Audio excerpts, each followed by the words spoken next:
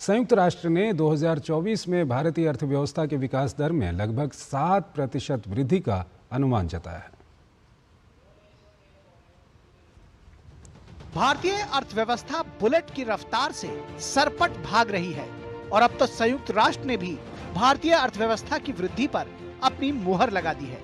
अभी तक रेटिंग एजेंसियों, IMF और वर्ल्ड बैंक ने ही भारतीय अर्थव्यवस्था की वृद्धि पर मुहर लगाई थी, लेकिन संयुक्त राष्ट्र की रिपोर्ट के बाद अब पूरी दुनिया ने भारत का लोहा मान लिया है। संयुक्त राष्ट्र ने 2024 के लिए भारत की अर्थव्यवस्था बढ़ोतरी अनुमान को संशोधित किया है। UN ने कहा है कि 2024 में भारत की अर्थव्यवस्था लगभग 7% वृद्धि दर के साथ आगे बढ़ेगी। संयुक्त राष्ट्र ने जनवरी में 2024 के लिए भारत की विकास दर का अनुमान 6.2% लगाया था।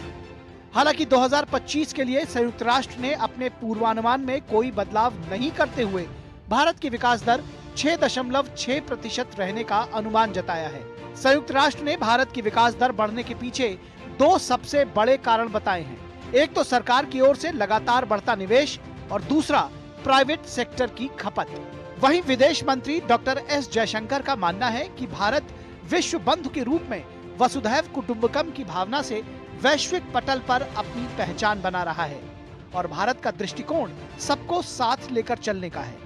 CII एनुअल बिजनेस समिट को संबोधित करते हुए विदेश मंत्री डॉक्टर S जयशंकर ने कहा कि हमें ये समझना चाहिए कि हमारी आर्थिक प्राथमिकताओं को हमारे रणनीतिक हितों के अनुरूप होना चाहिए।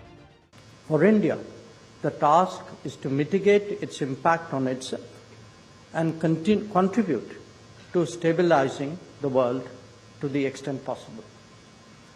It is this judicious combination of Bharat First and Vasudhaiva Kutumbakam that defines our image as Vishwa Bandhu.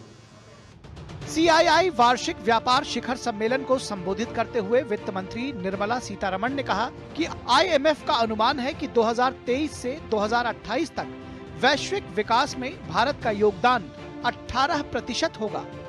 भारतीय उपभोक्ता बाजार के 2031 तक 2 गुना होने की संभावना है।